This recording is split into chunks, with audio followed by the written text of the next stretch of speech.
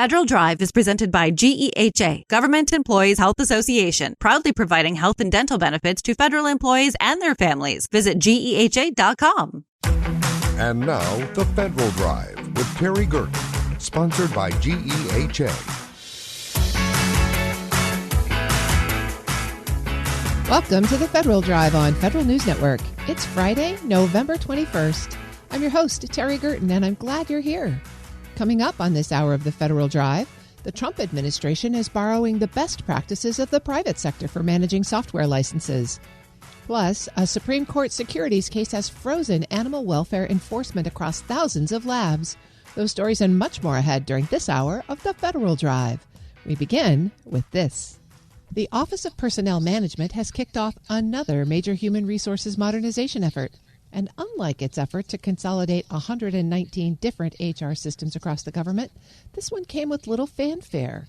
OPM is planning to revamp the USA Hire platform, which provides agency hiring managers candidate assessment tools with the goal of making evaluations more efficient and leading to higher quality of applicants. For more on OPM's newest HRIT modernization initiative, Federal News Network's executive editor, Jason Miller, joins me now. Jason, great to have you here. Always a pleasure. What is the current state of USA Hire? USA Hire platform has been around for several years. Agencies can use it as a fee-for-service offering from OPM's HR Solutions Office. But basically what it does is its ability to say, hey, which candidates are going through an assessment process? Do they meet our assessment needs? And it's fairly popular across the agency. OPM says in 2024, USA Hire customers assessed more than 1 million applicants for over 20,000 job opportunity announcements. And really what it's trying to provide is off-the-shelf standard assessment, what they call batteries, right? Covering more than 140 federal job series. They have access to test center locations worldwide, and it's a broad array of assessments and IT expertise that comes with it. So I think what they're saying is, hey, we want to provide better assessments, and you know, the technology over the years has changed, and does USA Hire provide that technology and those, if it were, assessment tools that we want anymore? So OPM is starting to ask that question. How did they get the acquisition planning for upgrading this system started? It's interesting because during the shutdown, the partial government shutdown that we just got out of, they released an RFI, a request for information, and they basically asked industry for lots of details. And we have a link to the full RFI on federalnewsnetwork.com so people can click on it and look at it there. But basically, they said, tell us about your system. Does it deliver assessments in a secure, unproctored, asynchronous environment? Can you do online video-based interviews? Can you use AI and machine learning in those assessments for development and scoring? How do you mitigate the use of AI by, for instance, the applicant, so they're not, quote unquote, cheating on their assessment, right? And then how do you integrate and deliver assessments across multiple assessment platforms? So those are a few of the highlights that they're asking for in that RFI. And basically what OPM is saying is, hey, how do we get better about this? How do we be more adaptive? How do we do multiple forms? How do you do in person but also unproctored? How do you do virtual, right? How do we use all these tools that we're seeing in the private sector to assess candidates? And I think that is really the key here, that they're trying to say the current USA Hire is fine, but we know that there's more out there. We know there's better technology out there. How do we access that technology? What are you hearing from the industry folks who've had a chance to take an early look at the RFI? Generally speaking, I'm hearing positive response. I think a lot of folks have said, listen, USA Hire is fine. It's been adequate for most of the things the government does. I spoke to one executive at a firm who requested anonymity because they potentially are bidding on this, and they said, listen, USA Hire has been a bit of a monopoly. Maybe they got a little bit of, and I'll use quotes here, Terry, fat and lazy. And maybe they got a little bit of a kick in the butt by the DOJ folks to say, hey, could we do this better? Why are we running this? And I think the RFI may be a reaction to that. The other thing I've heard is there's been a lot of concerns that USA Hire doesn't integrate with outside platforms, meaning like if you want to do USA staffing, you have to use USA Hire. If you want to use some of the other tools that OPM's HR Solutions Office provides, you have to use USA Hire. And I think that was a bit of a frustration because not everybody will use USA Hire. Some people use other commercial platforms, but they want that integration. OPM seems to be saying in this RFI, how could we do that integration with those other non kind of USA Hire platforms? And I think that the person I spoke to said that's also a very positive sign. Now, a lot of these, it's an RFI, so it's the first step. There's not necessarily an RFP coming right away. So I think they're saying there's a lot of devil in the details that is still yet to come. Well, as you say, the RFI is just the first step, and it sounds like this may take a few years to get through the RFI and on to whatever the latest technology is. What are they going to do with USA Hire in the meantime? So the current contract is with a company called PDRI. They're the support services contract, and the RFI that OPM put out was really to replace that support services contract. And let's be clear, not necessarily replace PDRI. There's no one's complaints about them per se, but this idea, okay, how do we kind of continue to move this process forward? So, but in the meantime, to your point, there's still the schedule that OPM has laid out, according to sources that have told me, is maybe a draft RFP in January, a final solicitation in October, and then so an award probably wouldn't happen until 2027. In the meantime, OPM expects huge usage of USA Hire, so they put out what they call a JNA, a justification and approval, to increase the ceiling of their current contract with PDRI. They're adding $182.7 million to the ceiling of the contract, so for a total of about $395 million. And the reason why they said they expect a big usage from the Transportation Security Administration, their adoption of USA Hire over the last couple of years have really spent a lot of money against it, so they need a bigger ceiling. And then they also expect more folks to use it. For instance, they expect 300,000 applicants for TSA jobs, 10,000 entry-level investigators for the U.S. Immigration and Customs Service, as well as a lot of what they call smaller customer agencies, spanning whether it's a cybersecurity position, tax fraud investigations, entry-level credit union examiners, and HR specialists. So they just expect a huge uptick in usage over the next year and a half. And a lot of it, according to the OPM spokesperson, said is to implement skills-based assessments as required under the Merit Hiring Plan from the administration, as well as the Chance to Compete Act that Congress passed in 2024. It sounds like this may be the place where a lot of these HR innovations are going to come together. As you mentioned, skills-based hiring, merit hiring, some of those other changes. I think, Terry, you're spot on that. And in many ways, what OPM is doing is really trying to change the overall hiring process. And to do that, you got to change the technology, too, that underlies that process, right? If you change your process and have bad technology, or if you have great technology but bad processes, those two things don't necessarily come together well. And I think what we're seeing and what the OPM spokesperson told me is that this USA Hire RFI is step one. They also expect to have other updates to, for instance, USA Jobs, right? USA Staffing, also to enhance the applicant experience, better integrate assessments into these job announcements. So I think all of this is part of a broader initiative. And unlike, as you said at the top of our discussion, when they launched this effort to consolidate 119 different human capital systems across government, they put a blog post out, they put several RFPs out, they had some fits and starts. This one was very quiet, and I think this one could have as much of an impact as that consolidation could have. That's Federal News Network's executive editor, Jason Miller. We'll look forward to watching the development of the HR portfolio. Absolutely. There's always a lot going on in the federal HR world. You can find his story at federalnewsnetwork.com. Up next, a Supreme Court securities case has frozen animal welfare enforcement across thousands of labs. This is the Federal Drive with Terry Gerton on Federal News Network.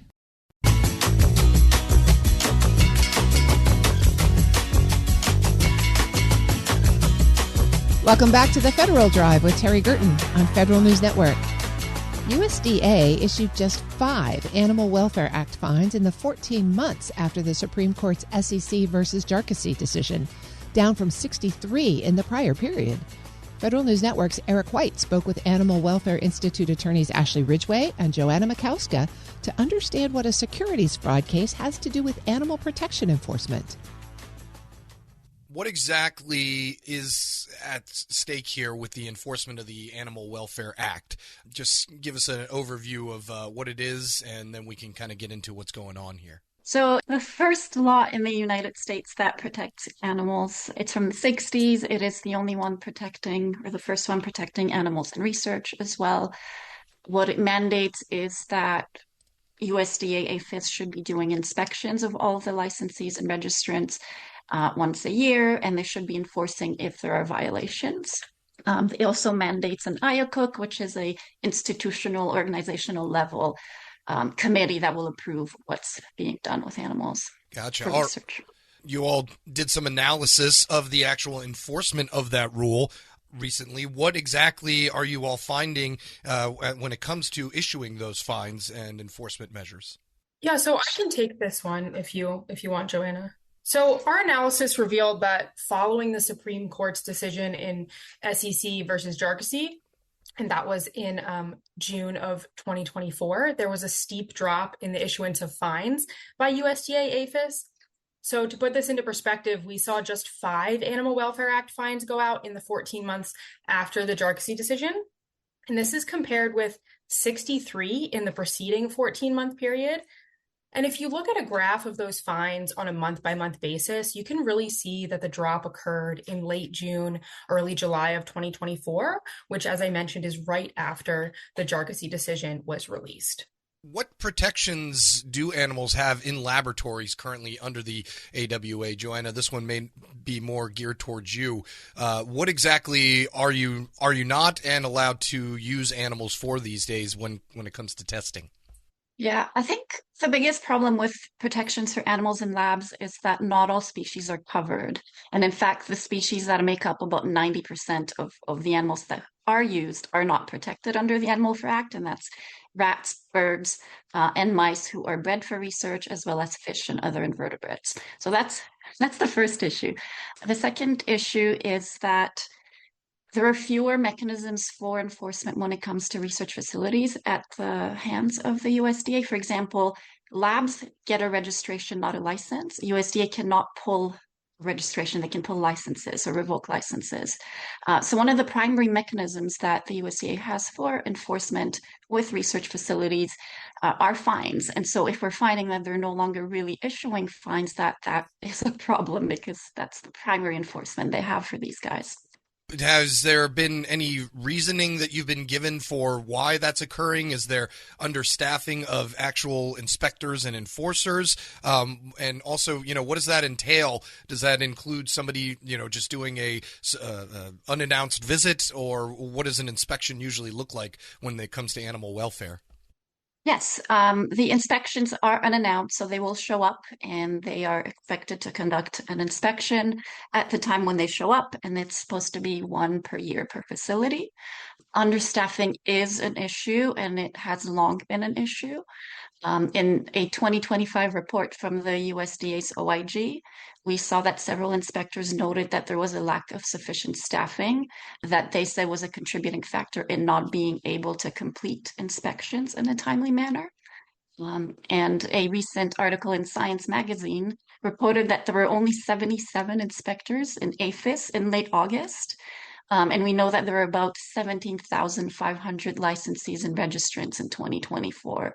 So that means that each inspector would have to inspect on average 227 facilities per year, and that's just an unsustainable number.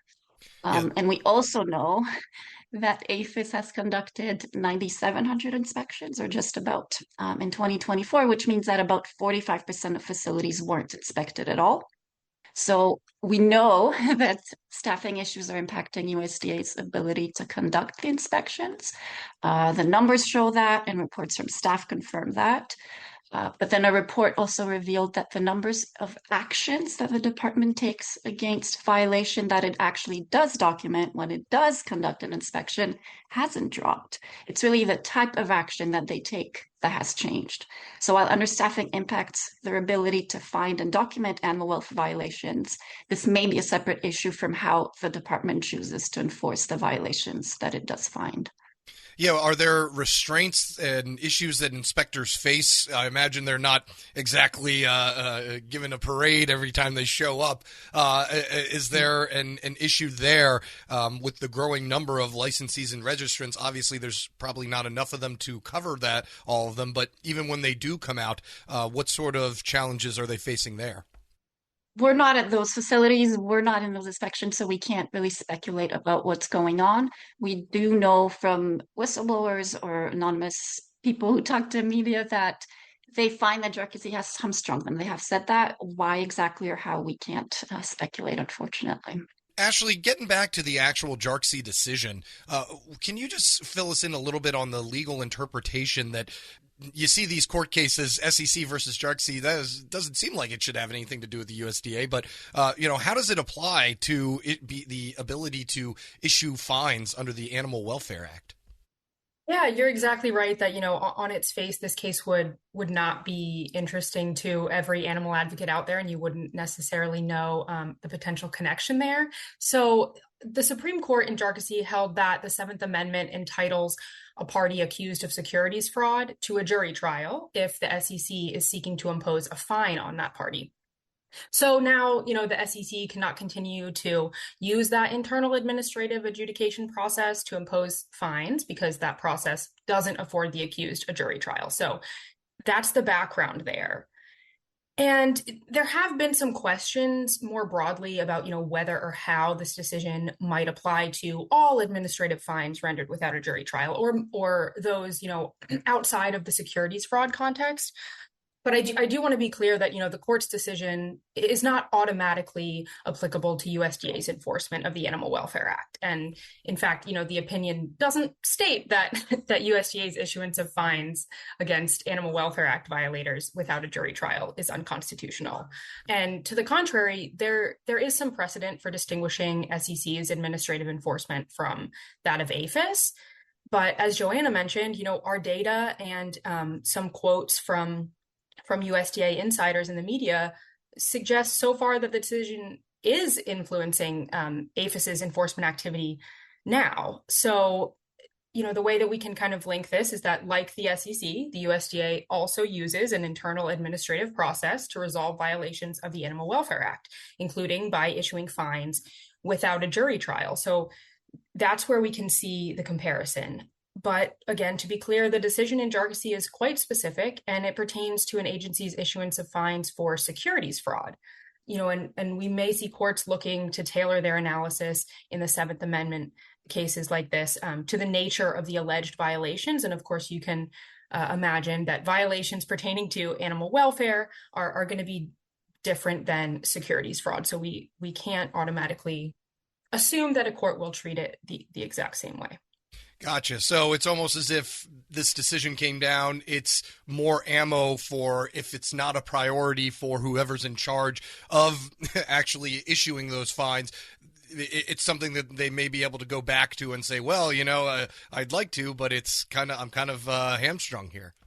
So I can't attribute any type of, motive to what we're seeing. All I can say is what the data shows, which is that, after this decision came down, we're seeing far fewer fines come out. And like I said, we are seeing, USDA insiders or staff members saying that this is the reason why. What can be done here? What would the AWI like to see done in order to rectify this? Obviously, I imagine you'd like to see a little bit step up in enforcement and hiring of inspectors, but is there, strengthening of the actual Animal Welfare Act that could be a fix here, or what do you all have in mind?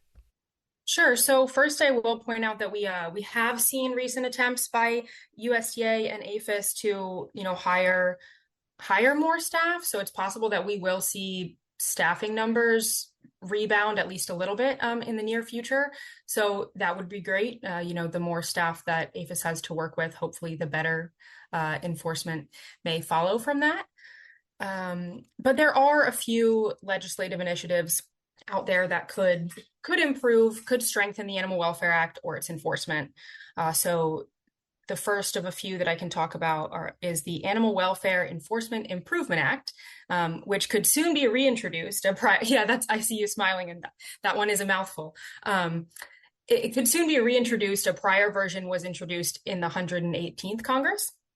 So this act would strengthen the licensing process to hold dealers and exhibitors more accountable for violations by, for instance, prohibiting USDA from issuing or renewing a license for a dealer or exhibitor found to have repeatedly violated any federal, state, or local animal welfare law, and that's including the Animal Welfare Act. USDA, under this law, could also permanently revoke a license following a hearing. if a dealer or exhibitor has committed multiple animal welfare violations, and then those businesses would, importantly, under this act, be barred from receiving a new license under, a different business name or through another business partner. It's their cousin or their friend. And this is like a current loophole that we often see under the existing law. Another is the Better Care for Animals Act, and that stands for Better Collaboration, Accountability, and Regulatory Enforcement. So this act would require a memo of understanding between USDA and the U.S. Department of Justice, commonly referred to as DOJ, to facilitate better collaboration between the two on federal cases. So that could be, a strength there. It would also clarify that the DOJ has the same authority as USDA to enforce the Animal Welfare Act, including, seeking license suspensions, revocations, civil penalties, or fines, which DOJ would do in a federal court. The final one that I'll mention is Goldie's Act, and this would kind of inspire more communication, cooperation between USDA and local authorities. And it would do so in part by requiring USDA to provide a copy of its inspection reports that show violations to local law enforcement officers within 24 hours of the inspection. So you can imagine that might prompt local authorities to take action for the animals. Everything that we're talking about here, these are complex problems. This will not all be solved overnight, but certainly strengthening the Animal Welfare Act itself or, trying to motivate better enforcement legislatively is a great starting point. Joanna, I just want to finish up here with, I'm curious, what exactly are businesses getting out of still using animals for testing? It was an issue that we saw, I would say probably in the early 2000s, that had a lot more media representation behind it, but it's kind of, dropped off a little bit. Is it still as prevalent as, it was back then? And, if that's the case, obviously there are going to be more cases for abuse, right? Correct. We haven't seen a drop off in the numbers of animals used. It's very much still the case that animals are used in laboratories. We don't even know the number in the US because all these species I mentioned aren't covered, and because they constitute the vast majority of animals used, nobody's reporting how many are used, right? And we've had estimates that count them up to 110 million, I believe, per year in the US. So there is a push right now to use alternatives. We have seen increases in technologies. They're often referred to as NAMs, which are non-animal methods or novel approach methodologies, depending who you ask. There is a shift to fund more of these and develop more of these, but they're not there yet. And if you speak to scientists, they will adamantly say that they cannot fully replace animal use with these models. These models are not developed enough. We don't have like a full replication of a full animal yet. So there's a big debate in that space right now that's occurring. You've probably seen announcements from the FDA and the NIH who are saying that they're going to phase out animal use and use more NAMs. So that's a huge revolution happening right now. We're going to see where it goes. We definitely need a lot of scientists working on development and strengthening of these new methodologies. Yeah, we need to prioritize that if we want to see a decrease. Ashley Ridgway is a policy advisor and staff attorney, and Joanna Makowska is director and senior scientist of the Animal Research Program at the Animal Welfare Institute. They're speaking there with Federal News Network's Eric White. We'll post this interview at federalnewsnetwork.com/Federal Drive. Subscribe wherever you get your podcasts. Still to come, the National Armaments Consortium is gearing up for 2026 with fresh direction and a focus on armaments innovation. But first, the Trump administration is borrowing the best practices of the private sector for managing software licenses. You're listening to The Federal Drive with Terry Gerton on Federal News Network.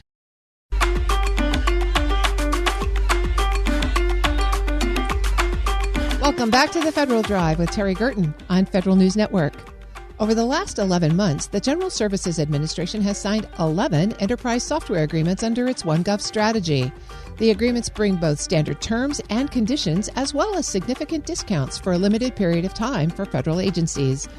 Ryan Triplett, the executive director of the Coalition for Fair Software Licensing, tells Federal News Network's executive editor Jason Miller about why these efforts are bringing some of the most important private sector lessons for managing software licenses to the government.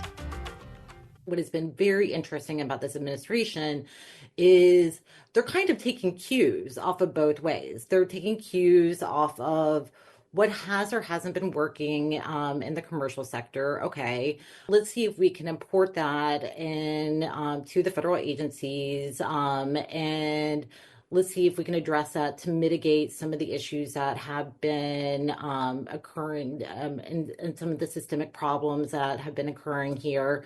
Now, it's significant and it's a challenge, but it's something that we think is important that you understand that any precedent that is set in one place, in this instance, in the public agencies, will have a ripple impact over into the commercial sector. Do you feel like what GSA is doing and this administration is doing more broadly with software is both borrowing the best practices of the commercial world, but also trying to setting that precedent down to say, hey, the government believes consolidation, or the government believes these types of terms and conditions is what's important to them, and that will have that ripple effect moving down into the commercial world? Or is it still being pushed up from the commercial world to the public sector?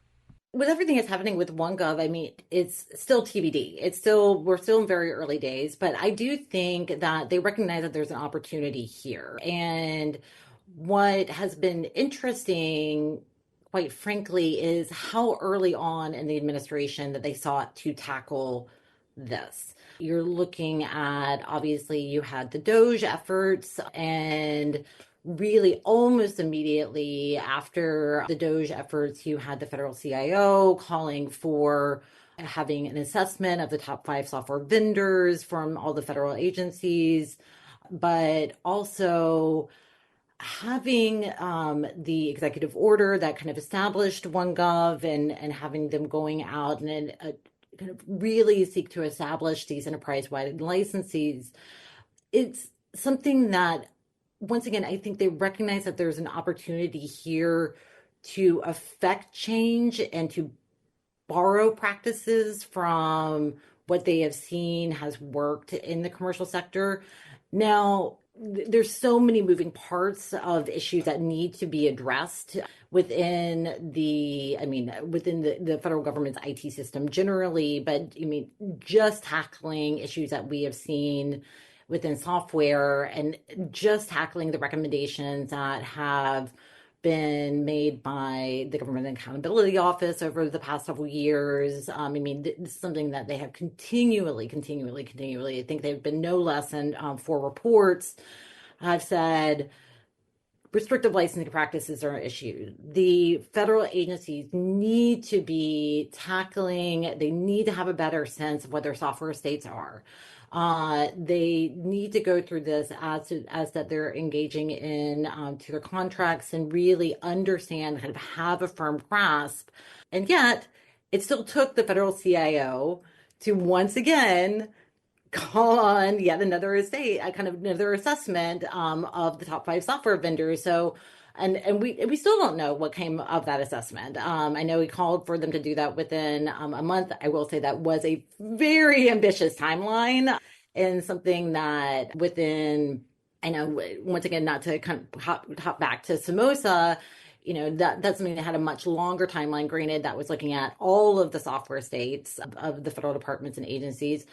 But, you know, there are these threads of things I think that they're looking at now.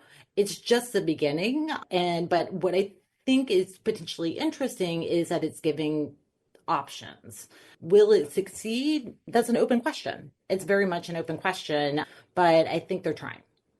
All right, Ryan, you touched upon a bunch of things in that answer. There's so much to back up on. So let's start with some of the basics. What we've seen over the last, I would say, 20, 25 years is the government trying to get their arms around their software. You saw this during the second George W. Bush administration. They tried to set up something called Smart Buy, enterprise software agreements for civilian agencies. You saw this with DoD. They have the Enterprise Software Initiative, a little more successful than what we saw in the civilian world. It came back around during the Obama administration. It came back around during the first Trump administration. Why is enterprise software licensing so difficult for the government? Why is, creating these terms and conditions that everyone can get behind? Still, here we are talking about this, 20 plus years later. give me a sense of and then the other piece of it, of course, is why is it working today? Finally, is it just the will, the hammer, or what has changed? Let's see how to unpack that.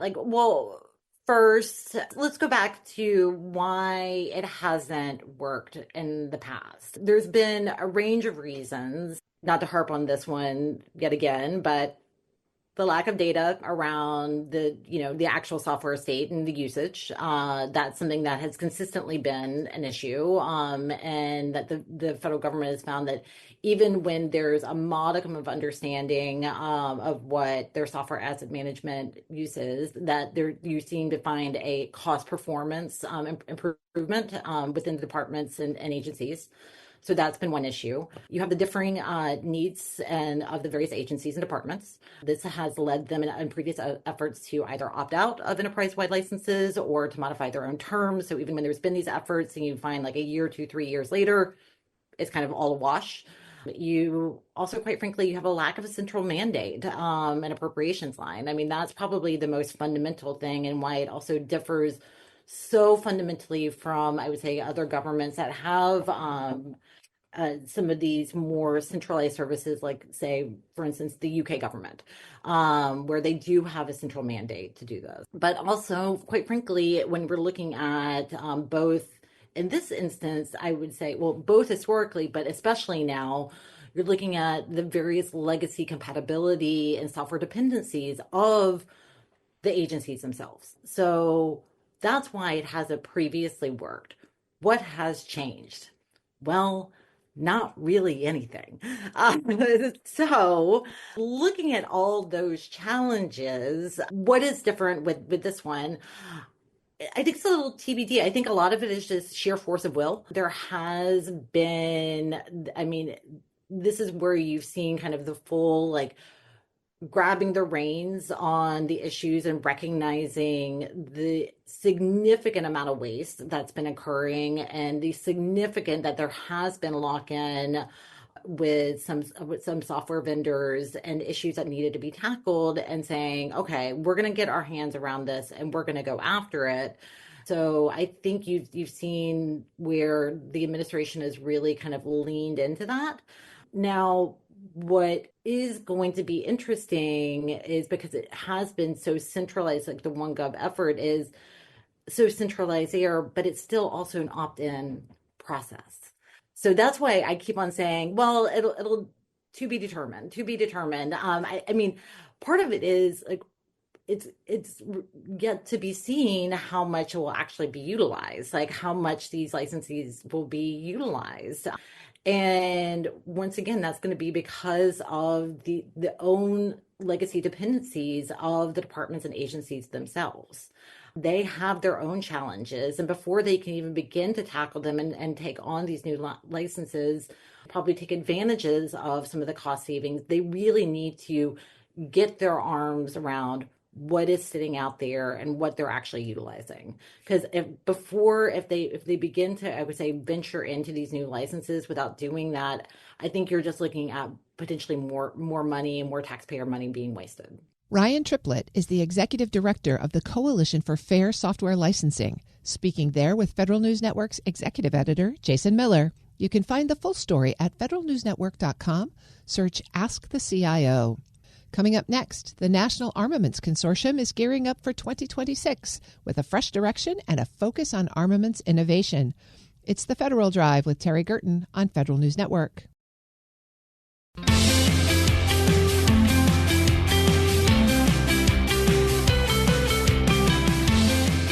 Welcome back to the Federal Drive with Terry Gerton on Federal News Network. The National Armaments Consortium works with DoD to accelerate innovation in armaments technology. With 5 new industry veterans joining its executive committee, NAC is sharpening its focus on supply chain resilience, workforce development, and acquisition reform. I'll explore what's changing for NAC with Ben Harris and Joe Bazette. Mr. Harris is the executive director of the National Armaments Consortium. Mr. Bazette is NAC's executive committee chair. Mr. Bazette, Mr. Harris, thank you both for joining me today. It's great to be here. Thanks for having us. Mr. Bazette, let me start with you. Tell us a little bit about the National Armaments Consortium. What is it? How does it work with the Department of Defense? Yeah, so the National Armaments Consortium is a group of engineers, designers, scientists, and manufacturers from across the defense industry, really focused on the armaments part of the portfolio. We're one of the oldest, I think the oldest OTA. We were started in the early 2000s. We came out of what was called the Wet Sea, so it was really focused originally out of Picatinny Arsenal on warheads and energetics. And since that time, it's really grown over the last 25 years to include now missile systems, broader energetics, rocket motors across the whole industry. But we're really the nation's armaments consortium. We're a CMF-based consortium, OTA, and we really have a broad range of large and small businesses. And one of the things that you all do is help DoD stay current with technology and innovation, right? That's exactly right. That's exactly right. And, over 75% of our members are small, non-traditional businesses. Of course, we have a large traditional business, the Raytheons and General Dynamics and Lockheed Martins. But what really gives us the innovation is being able to have that collaboration that we bring through our consortium, where we can get a lot of the startups, a lot of the non-traditional businesses, and get that developed into the warfighter in a very quick manner. And Mr. Harris, Mr. Bazette has just talked about the range of companies in the NAC, but you also have 1,100 of them, member organizations. With that broad of a scope, could you give us your assessment of the defense industrial base, especially from the armaments perspective? How are we doing there? We're doing better than we were 10 years ago, but we have still a long way to go. Right before I retired from the Army, we were working on a 15-year modernization plan just for the ammunition industrial base. So we started that in 2016, and we finally have support from throughout the department and Congress. And you see that pendulum now shifting everywhere, because it's not just building ammunition.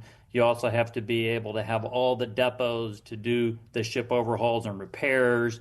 You need the depots to rebuild your helicopters and Paladins. So there's a huge investment that this country is going to have to make to really reset that industrial base. Well, certainly current events, the war in Ukraine has shed a lot of light on the ammunition industrial base. How has that changed the focus, or maybe increased the urgency of these modernization plans? Well, the focus always seems to focus to ammunition when there's at least more than one conflict happening, because we typically cut back on ammunition. And there's a reason for that. If you order too much ammunition, 40 years later, you're going to have a huge demilitarization problem where you're going to have to pay to destroy it. So there's a delicate balance there. The good news is the weapon systems that this country has innovated on are proving to be very successful overseas. So there are a lot of foreign customers now that are all looking to buy U.S. weapon systems. So that'll be good for the industrial base, so that if the U.S. has to cut back on its purchases, there should be foreign orders that can come in and keep the capacity running so that those plants are operational and able to surge. Mr. Bazette, did you want to add on to that? Yeah, I also wanted to add the aspect that, we've been working on next generation capabilities, specifically for the Pacific. So, one of the highlights of the programs that we did was the PRISM missile. A missile that goes out 500 plus kilometers. That was started in 2018 under the OTA and has just been fielded. So there's a lot of things, innovative things that we've been able to do through the use of OTAs and through the flexible contracting that we get with OTAs to do things quick, get them out to the field, and get them out tested and fielded. Mr. Harris? I'll just add that two other OTAs that went through the NAC was the new hypersonic weapon system, Dark Eagle, and the new radar upgrades for the Patriots, the LTAMs. Those both were OTAs through the NAC. I'm speaking with Ben Harris. He's the Executive Director of the National Armaments Consortium. Joe Bazette is NAC's Executive Committee Chair. Mr. Harris, let me come back to you. You mentioned foreign demand for U.S. armaments as well as domestic. Talk to us about the biggest challenges that the industry is facing in terms of capacity, technology, innovation, supply chain. Well, it's time and money. First off, they want it now. Factories don't build themselves overnight. Everybody knows that. But I see significant funding being added to increase that since 2022. There was a lot of congressional supplemental dollars that were added to expand our capacity. And now we also we support the Navy at Indian Head. They actually now have funding where we see the beginnings of a rebuilding of the Indian Head facility there. So, Mr. Boiselle, let me come to you. You've just added 5 new industry veterans to your executive committee. Tell us about how their experience, their companies are going to shape NAC's direction and really build better collaboration. Sure. So our executive committee is made up of 6 large businesses and 6 smaller non-traditional businesses. And plus we have 1 university. So Penn State University is representative. So we use this diversity to manage the board. We are all volunteers. We all have day jobs that are in this business. So we're all very committed to this OTA model, to providing capability to the warfighter. So our new members are from Raytheon, Dan Zimmerman, and Applied Research on the large business side, and then eOptic, which is an optics business. We have PER, Precision Energetics Research, and Borvik Stevenson. So we really have a diversity of large and small businesses that help us guide the NAC. We have goals, and we have Ben Harris, who is our lone employee, and Ben executes our vision for us. So he's very hands-on, very experienced, and we go through, and our vision is we want speed. We want speed for the warfighter, and I think it lines up very well with some of the new policy changes that are going on in the administration. Well, Mr. Harris, let me come back to you to talk about some of those new policy changes. The Trump administration is really emphasizing speed, flexibility, OTAs, as both of you have already talked about. How are these changes affecting NAC, its objectives, and its members' ability to deliver? It's all positive. Ever since the executive order came out on 9 April, we've really been able to share with everyone, hey, we're here. We've always been here. And so what it's enabled us to do is to focus on the time to award.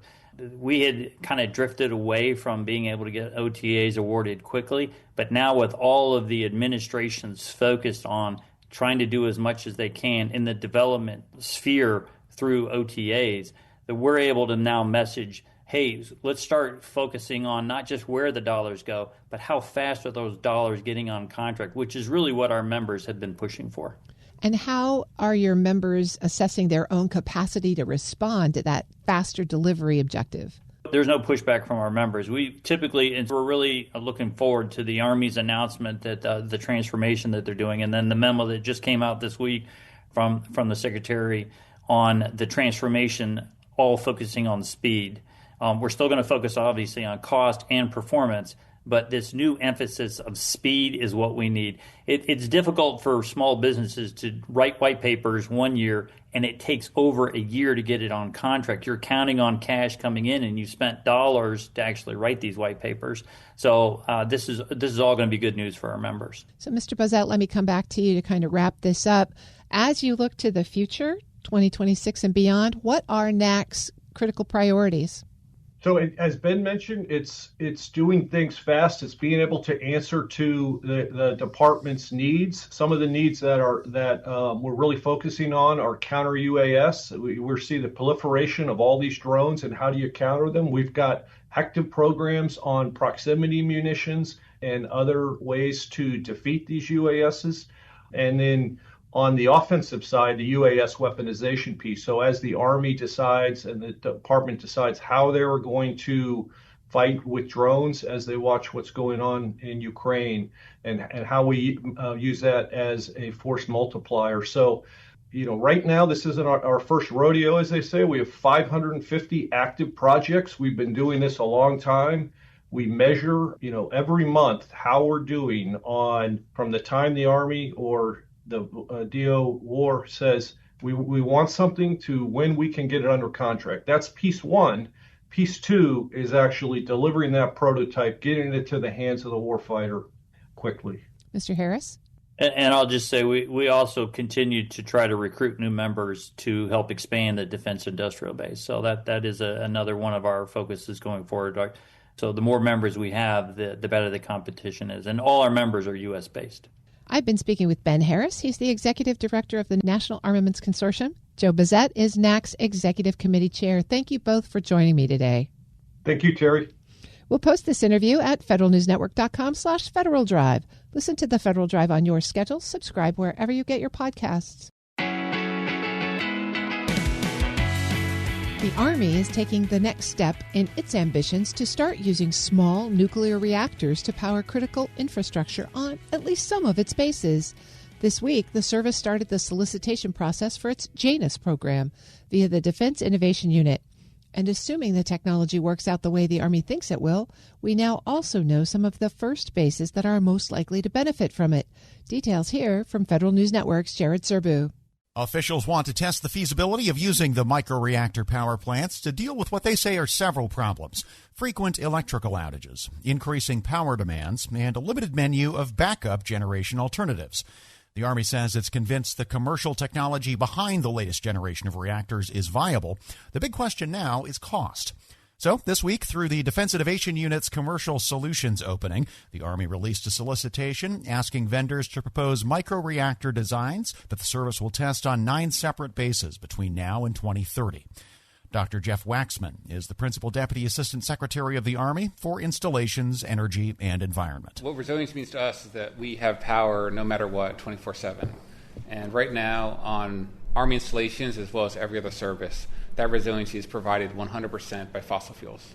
Anyone who's seen big solar panel arrays on motor installations knows that the moment that you have a black start exercise, the grid goes down, those are immediately cut off. They do not provide power. So the resiliency is fossil fuels.